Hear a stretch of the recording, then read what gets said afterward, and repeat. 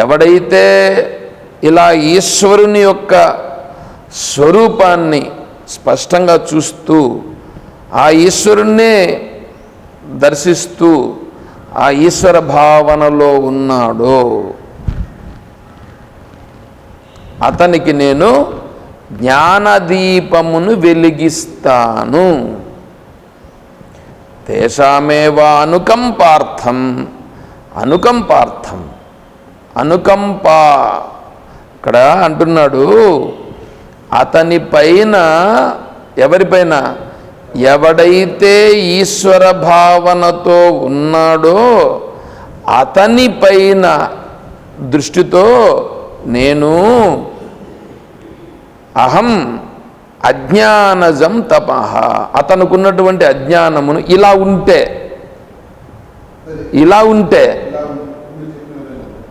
అంతేగాని ఈ తాళాలు ఎత్తుకొని కొట్టుకుంటా ఉంటే కాదు. నేను ఉండేది చెప్తాను, ఉండేది చెప్పకుండా పోతే కుదరదు.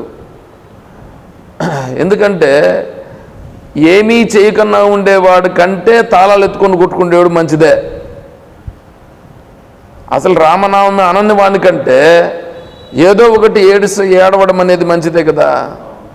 కాబట్టి ఆ విధంగా రామనామం అనుకుంటే కొంచెం మంచిదే. అంతలో మాత్రానికి అదే కరెక్టా చూసుకోవాలి కదా. ఒకప్పుడు కరెక్టే, అంతవరకే సరిపోదు, దాని నుంచి మళ్ళా ముందుకి వెళ్ళాలి.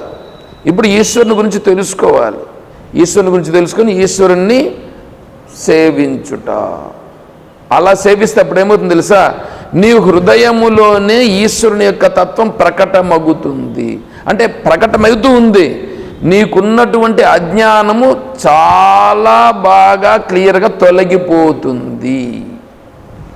ఎందుకంటే ఆ మనస్సే కదా నీకు అజ్ఞాన స్వరూపంగా వేరుగా చూస్తూ ఉండేది.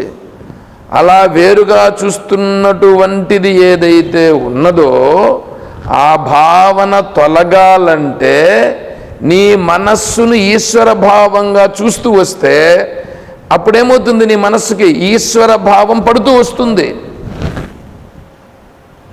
ఈశ్వర భావము పడుతూ వస్తూ ఉన్న కారణం చేత ఆ మనస్సులో ఉండేటువంటి దోషం తొలుగుతూ వస్తుంది. ఆ మనస్సులో ఉండే భావన దోషము తొలగి స్వరూప భావన స్థిరపడుతుంది.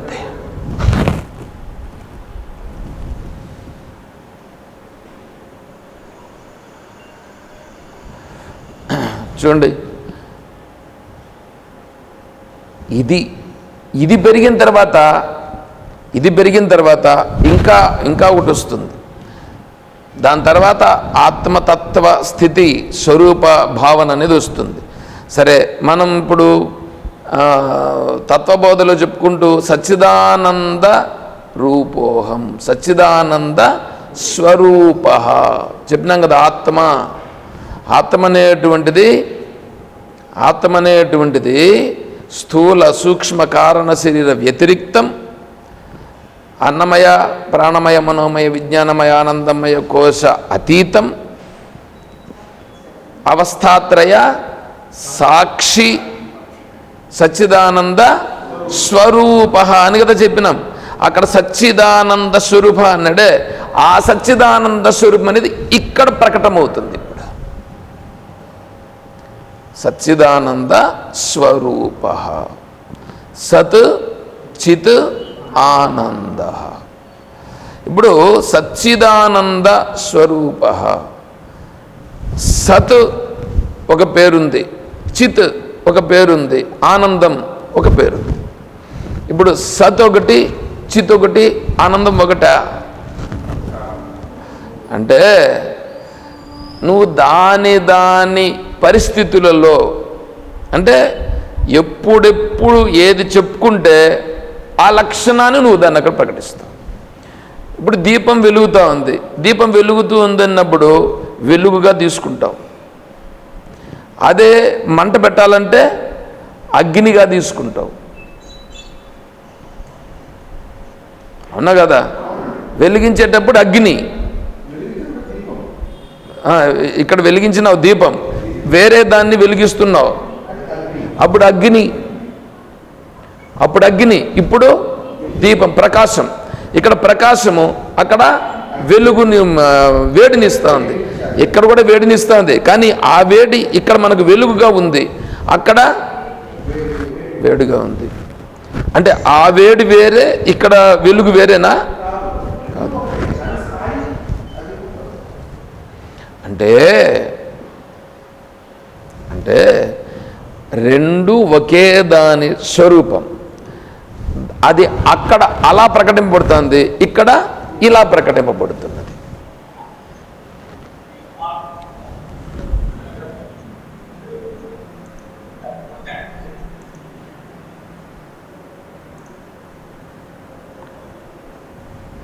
అక్కడ అలా ప్రకటింపబడుట, ఇక్కడ ఇలా ప్రకటింపబడుట. ఇంకా ఆనందం,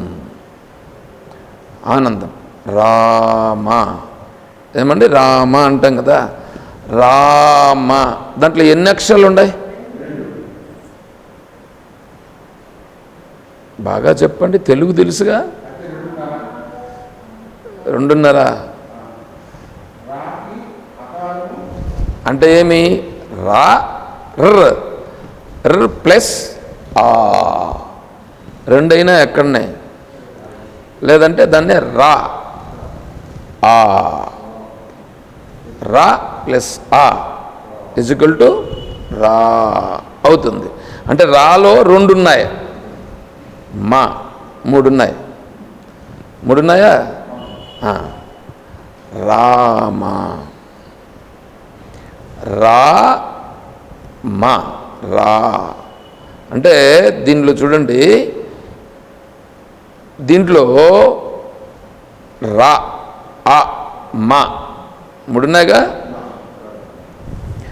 రా అనేటువంటిదేమో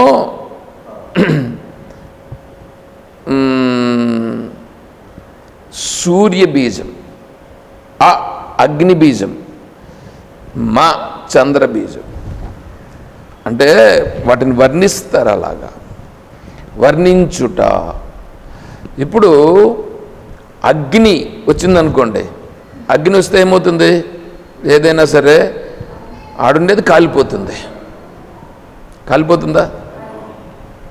ఆ అగ్ని బీజం వచ్చింది, ఆడుండే అజ్ఞానం అంతా కాలిపోయింది. అజ్ఞానం కాలిపోతే, అజ్ఞానం అంటే చీకటి పోతే సరిపోదు, వెలుగు కూడా రావాలిగా. అందుకని రా అంటే సూర్యుడు, ప్రకాశం. ఎవడైతే ఈ రామ అనేదాన్ని ఈ భావనతో పట్టుకోవాలి,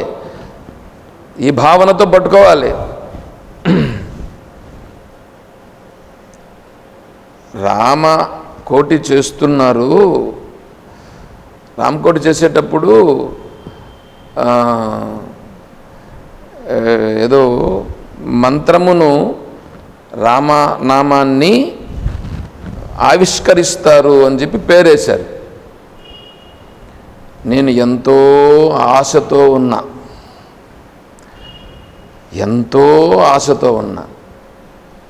ఏం ఆశ తెలుసా? రామ అంటే ఏమో చెప్పాలని. రామ అంటే ఏమో చెప్పాలని నా మనస్సులో ఎంతో ఆశతో ఉన్నా.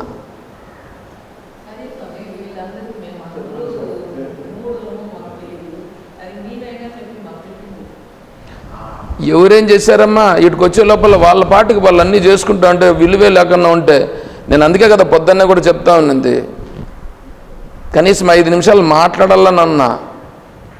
నా మాటకు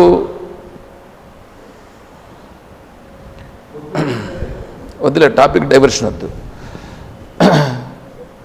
కాబట్టి అంటే ఏదైనా ఒక విషయం చెప్పాలంటే దానికి విలువ ఉన్న ప్రదేశంలో ప్రకటించాల్సి వస్తుంది.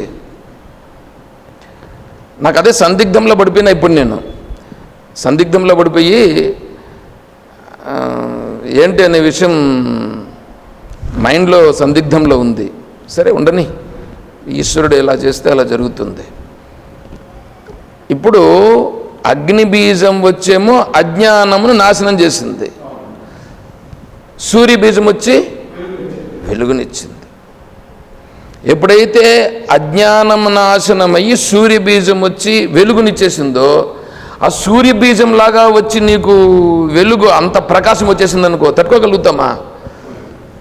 వెంటనే మా మా మా అంటే చంద్రబీజం. చంద్రుడు ఎలా ఉంటాడు? చల్లగా.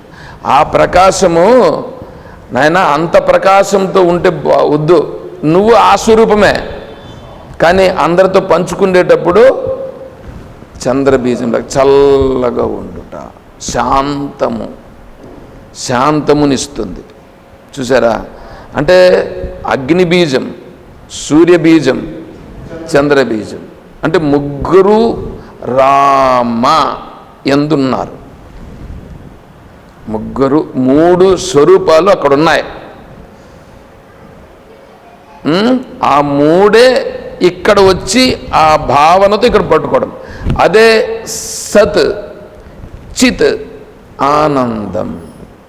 ఒకటే తత్వము మూడు రూపములుగా ప్రకటమగ్గుచున్నది.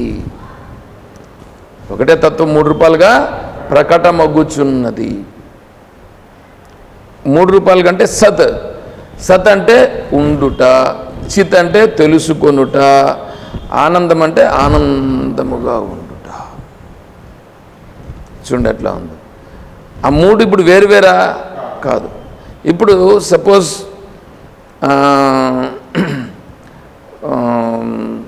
కుండ, ఘటము,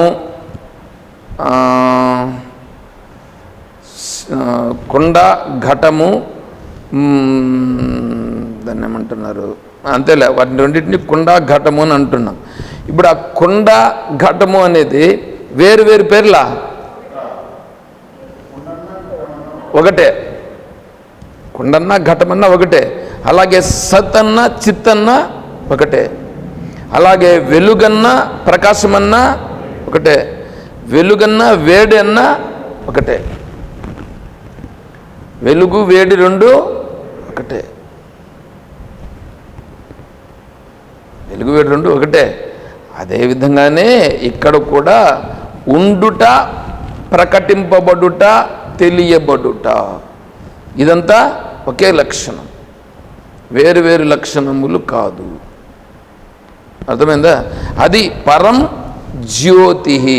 దాన్ని ఇంకా వెలిగించాలంటే నతద్భాసయతే సూర్యో న శశాంకో న పావకః యద్గత్వా న నివర్తంతే తద్ధామ పరమం మమ న తత్ర సూర్యో భాతి న చంద్రతారకం నేమా విద్యుతో భాంతి కుతోయమగ్నిః తమేవ భాంతమనుభాతి సర్వం తస్య భాసా సర్వమిదం విభాతి. ఈ జ్యోతి అనే దాని గురించి చెప్పాలి, అదంతా చెప్పాలి. జ్యోతిషామపి తజ్జ్యోతి తమసః పరముచ్యతే జ్ఞానం జ్ఞేయం జ్ఞానగమ్యం హృది సర్వస్య విష్ఠితం. అందరి హృదయములో అది ప్రకాశించుచున్నది. తర్వాత దీపమును గురించి జ్ఞానదీపేన భాస్వతాన్ని కదా అన్నాడు. ఆ జ్ఞానదీపము అనే దాని గురించి, దీపం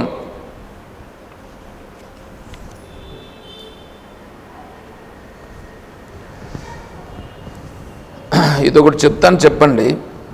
భగవంతం పరమేశ్వరం, దాంట్లో లేదులేండి. భగవంతం పరమేశ్వరం ప్రీతిపూర్వకం భజతో మమ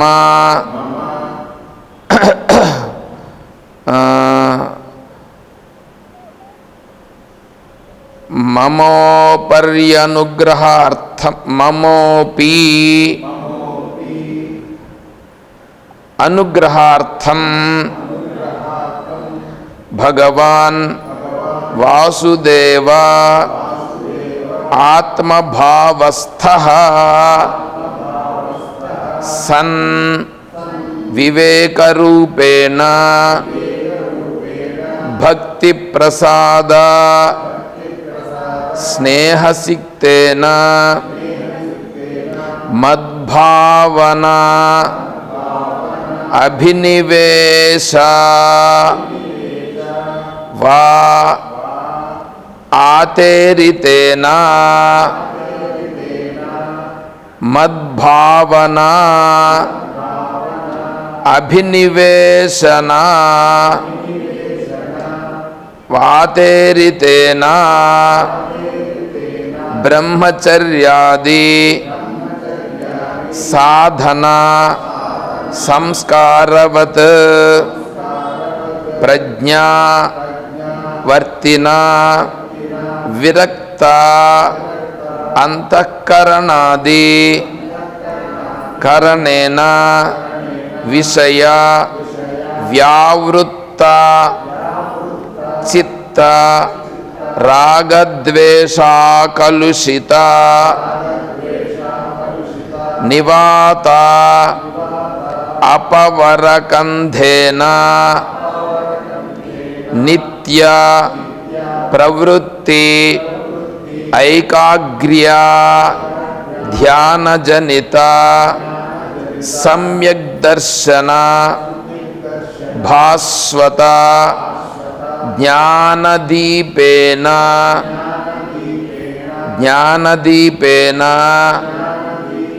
అజ్ఞానజం అవివేకతో జాతం మిథ్యా ప్రత్యయరూప మోహాంధకారం తమోనాశాయ ఇతి ఆశీర్నిరంతరం భూయాత్. ఇది అక్కడ తేషాం సతతయుక్తానాం భజతాం ప్రీతిపూర్వకం దదామి బుద్ధియోగం తం ఏన మాముపయాంతి తేషామేవానుకంపార్థమహమజ్ఞానజం తమః నాశయామి ఆత్మభావస్థో జ్ఞానదీపేన భాస్వత అని అన్నాడు కదా. జ్ఞానదీపము, ఆ జ్ఞానదీపం అంటే ఏంటో ఇక్కడ చెప్తున్నాడు. జ్ఞానదీపం ఆ దీపం వెలిగించుట కాదు, ఈ దీపం వెలిగించాల. ఇప్పుడు ఈ దీపం వెలిగించేది తెలియనంత వరకు ఆ దీపాన్ని వెలిగించాలి. ఏమంటే దీపాన్ని వెలిగించి దీపం ఎవరికలా చూడాలండి? భగవంతుని వైపు చూడాలి. దీపం ఎవరి వైపు చూడాలి? నీ ప్రకాశం ఉందండి, మీ అందరికీ బుద్ధి జ్ఞానము ఉంది కదా. ఆ బుద్ధి జ్ఞానము భగవంతుని వైపు ప్రయాణం చేయాలనా లేదా వేరే వాళ్ళ వైపు ప్రయాణం చేయాలనా? ఇక్కడుండే దీపం ఎవరి వైపు చూస్తూ ఉంది?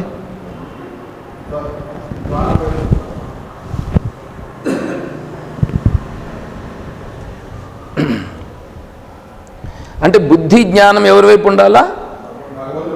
భగవంతుని వైపు ఉండాల. అవునా? మనం పెట్టేది ఏదైనా సరే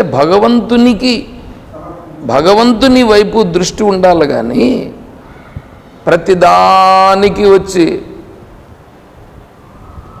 అట్లా పెడతారా ఎట్లా పెడతారనంటే దాన్ని తెలుసుకునే వాళ్ళు కూడా ఉండాలిగా. కొంచెమన్నా అడిగి ఎందుకు ఇలా పెట్టకూడదు, ఎందుకు ఇలా పెట్టాలి తెలుసుకుంటే కదా తెలుస్తుంది దాని గురించి.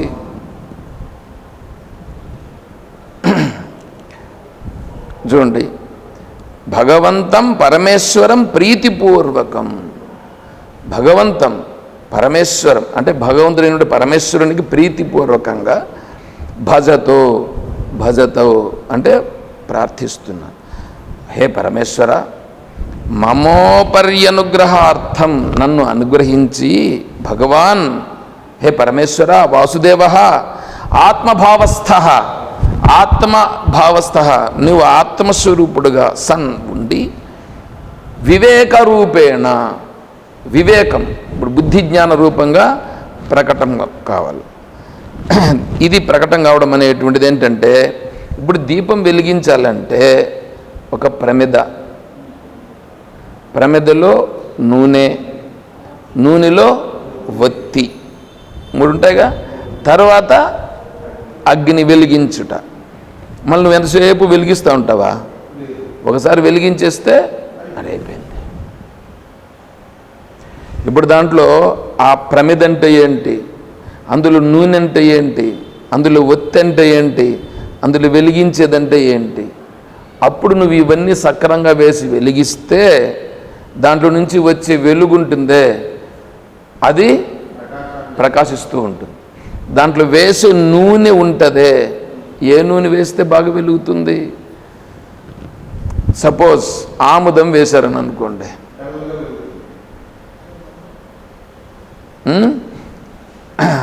కొబ్బరి నూనె వేస్తే బాగానే వెలుగుతుంది, క్లారిటీగా వెలుగుతుంది. నువ్వుల నూనె బాగా వెలుగుతుంది, నెయ్యి బాగా వెలుగుతుంది. ఫస్ట్ నెయ్యికి ప్రాధాన్యం ఇచ్చారు. నెయ్యికి ప్రాధాన్యం ఎందుకు ఇచ్చారంటే, నెయ్యిని వెలిగిస్తే నెయ్యి వెలిగినప్పుడు ఆక్సిజన్ అనేటువంటిది బాగా నీకు శుభ్రమైనటువంటి వెలుగుతో పాటుకు ఆక్సిజన్ కూడా నీకు వస్తుంది. అందుకే మనం హోమము చేసేటప్పుడు నెయ్యిని ఆహుతిగా సమర్పిస్తాం, నెయ్యిని ఆహుతిగా సమర్పిస్తాం. ఇప్పుడు నెయ్యిని సమర్పించలేనప్పుడు నువ్వుల నూనె నెయ్యి కంటే సెకండ్, దానిని కూడా సమర్పించలేనప్పుడు కొబ్బరి నూనె, అంతవరకు చెప్పినారు. మిగిలిన పంచ నూనెలు పంచవి ఏంటంటో కలిపి అవన్నీ పెట్టాలనేది లేదు. వీళ్ళు పెట్టుకునేది అలా పెట్టుకుంటారు. ఇప్పుడు నువ్వు చూసుకో, నీ బుద్ధి బాగా ప్రకాశించాలనా వద్దా? నీ బుద్ధి బాగా ప్రకాశించాలనుకుంటే నువ్వు ఏ నూనెతో, నువ్వు ఎట్లా ఉంటే నీకు బాగా ప్రకాశిస్తే, నీకు దీపం ఎలా ప్రకాశించాలనో అది నువ్వు చూసుకోవాలి. నువ్వు పెట్టుకొని దానిని ఏ వైపు తిప్పాలనో కూడా నువ్వే తెలుసుకొని నువ్వు పెట్టుకోవాలి. అదే చూడండి ఇక్కడ చెప్తున్నాడు,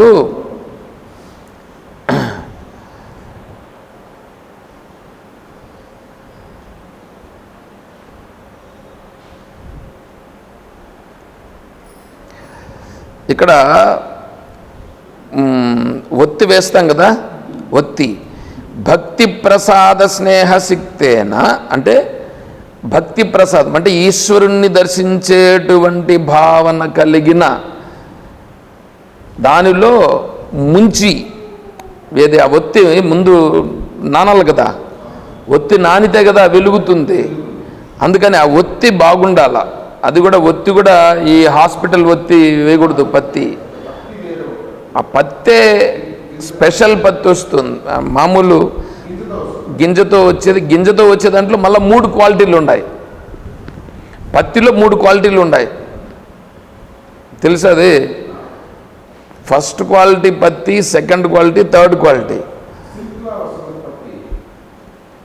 అది కాదు, అది థర్డ్ క్వాలిటీ. అది సిల్క్ లాగా వచ్చేది థర్డ్ క్వాలిటీ. ఫుల్గా ఎంత స్మూత్గా ఉంటుందంటే అంత సిల్క్ లాగా అనిపిస్తుంది, కానీ సిల్క్ కాదు, స్మూత్గా ఉంటుంది పత్తి.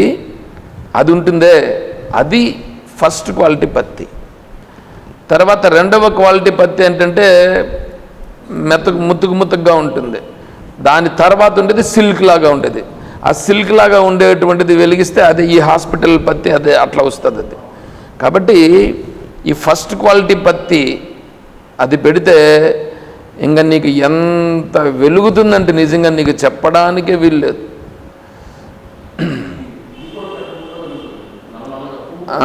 ఫస్ట్లో కడుతుంది, కానీ ఒకసారి అలా కొట్టేసామంటే అట్లా అయిపోయింది, అది బాగుంటుంది. అటువంటి మద్భావనాభినివేశవాతేరితేన బ్రహ్మచర్యాది సాధన సంస్కారవత్ ప్రజ్ఞావర్తిన. ఈ వత్తి అనే దాన్ని చెప్తున్నాడు. బ్రహ్మచర్యాది సంస్కారములతో ఉన్నటువంటి వత్తి, ఆ వత్తి ఎట్లుంది? ఇప్పుడు నూనెలో తడపబడి ఉంది. ఏ నూనెలో? భగవద్భావనా రూపమైనటువంటి ఈశ్వర భావనతో చూస్తుండేటువంటి అంతఃకరణం అనేటువంటిది ఉంది ఇప్పుడు ఇక్కడ. దానిలో తడపబడినటువంటిది ఏదైతే ఉన్నదో అది ఆ ఒత్తి ఉండి విషయ వ్యావృత్త చిత్త రాగద్వేష కలుషిత నివాతాపవరకంధేన, అంటే నీకు చుట్టూ గాలి కూడా ఉండాలి కదా, ఆడుతూ ఉండాలి కదా, దానికి దీపం వెలగాలంటే గాలి కూడా ఉండాలి. ఈ రాగద్వేషాలు అనేటువంటి ఉన్నాయే, రాగద్వేషాలు ఉపశమించినటువంటి, రాగద్వేషాలు తగ్గిన అంతఃకరణం ఉండాలి.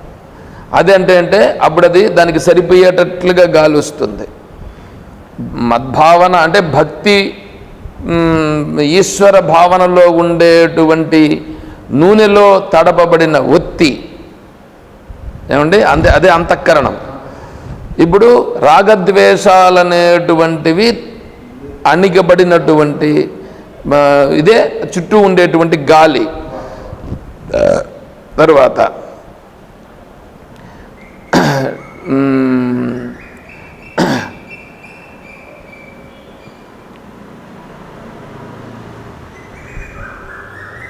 నిత్య ప్రవృత్యైకాగ్రే ధ్యాన జనిత సమ్యక్ దర్శన భాస్వత. ఇప్పుడు ఒత్తి వేసినాం, నూనె వేసినాం, ఇప్పుడు రాగద్వేషాలు లేనటువంటి చుట్టూ ఉండేటువంటి గాలిని స్మూత్గా ఉండేటట్లు చేసినాం. ఇప్పుడు వెలిగించుట, ఆ వెలిగించుట అనేది ఏంటంటే సమ్యక్ దర్శన భాస్వత, అంటే నిత్య ప్రవృత్యైకాగ్రే ధ్యాన జనిత, అంటే నువ్వు ధ్యానం అంటే ఆ ఈశ్వరుడే సత్యం, ఈశ్వరుడే ఉన్నటువంటిది అని నువ్వు విచారణ రూపంగా నీ మనస్సులో దృఢపడింది కదా, ఆ దృఢపడినటువంటి భావనతో చేసేటువంటి సమ్యక్ దర్శనం ఉందే, అదే వెలిగించేటువంటి అగ్ని. అలా వెలిగిస్తే దానికి ఇప్పుడు ప్రమిద కూడా కావాలి కదా. ప్రమిద ఏమిటి? ఇదే మపోపర్యనుగ్రహార్థం భగవాన్ వాసుదేవ ఆత్మభావస్తస్సన్ వివేక రూపేణ. ఆ వివేక రూపం అనేటువంటిదే ప్రమిద. అంటే ఈ విచారణ ఉంది కదా, విచారణ అనేటువంటిదే దానికి ప్రమిద. విచారణ ఉంటే కదా నీకు నిలుస్తుంది, నూనె నిలుస్తుంది. విచారణే లేకపోతే నీకు నూనె, ప్రమిదే లేకపోతే నీకు నూనె ఎక్కడ నిలుస్తుంది? విచారణనే ప్రమిద. దానిలో భగవద్భావనా రూపమైనటువంటి నూనె, దానిలో ప్రేమ రూపంగా ప్రకటింపబడే ఈశ్వర భావన అనేటువంటి ఒత్తి, తర్వాత సమ్యక్ దర్శనం అనేటువంటి అగ్నితో వెలిగిస్తే ఇప్పుడు ఆ దీపము వెలుగుతూ ఉంటుంది. అది వెలుగుతూ ఉంటుంది, ఆ చుట్టూ ఉంటుంది. ఇప్పుడు వెలుగు, ఏం వెలుగు ఉంటుంది? జ్ఞాన వెలుగు, జ్ఞానదీపం. అది జ్ఞానదీపం. ఆ జ్ఞానదీపముతో మోహాంధకారం అనేటువంటిది తమోనాశాయ ఇతి, అది తొలగించమని పరమేశ్వరుడైనటువంటి ఆ పరమాత్మను నిరంతరము ప్రార్థిస్తున్నాను. ఈ స్థితిని నాకు అనుగ్రహించాలని ఈశ్వరుని వేడుకుంటున్నాను అని ఇక్కడ ప్రార్థన.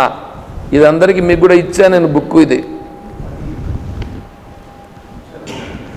ఇందులో ఉన్నది, ఇది భగవద్గీతలో 10వ అధ్యాయంలో కూడా ఉంది. సరే, ఇప్పుడు అర్థమైందా? ఇది జ్యోతి, పరంజ్యోతి. అర్థమైందా? ఇప్పుడు ఆ పరంజ్యోతి స్వరూపం ఇప్పుడు ఎవరు? అది బ్రహ్మ. అది ఎక్కడుంది? ఇక్కడే ప్రకటమవుతున్నది. అది అహమేవ అహమవ్యయ, అది నేను, అదే బ్రహ్మ. అంటే ఇప్పుడు బ్రహ్మగా ఉండుటయే నేనంతే. చూసారా? అది ఇక్కడ 8వ శ్లోకంలో